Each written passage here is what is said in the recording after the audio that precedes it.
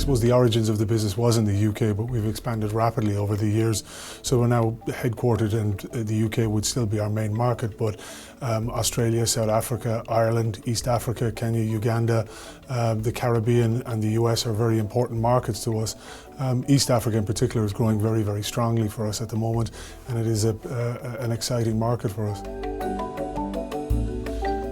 In terms of the overall business, the UK would probably account for about 40% now of the overall business, and that is still important to the business, but the international expansion is adding significant stream of new growth to the business.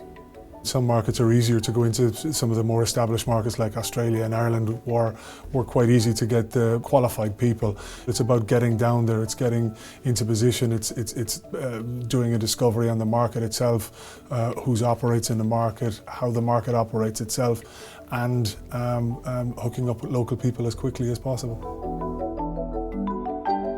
Into some of the other markets, such as East Africa or Southeast Asia, we've found UK trade and industry quite helpful, but we've predominantly used them after we've set up in the marketplace themselves.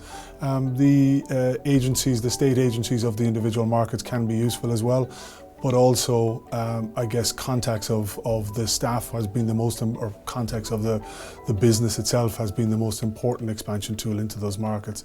East Africa was challenging, I suppose the most challenging, because of the complexities of dealing in those markets, but it's also exciting and it challenges you, and I have to say that has been extremely worthwhile for us, because in some ways Africa, and East Africa in particular, is way ahead of us on the mobile phones, because they skipped the internet generation. So while there is significant challenges that you have to overcome in getting into that market, setting up companies, getting the right staff for those marketplaces, you can learn a lot from those marketplaces and bring them back into more developed markets.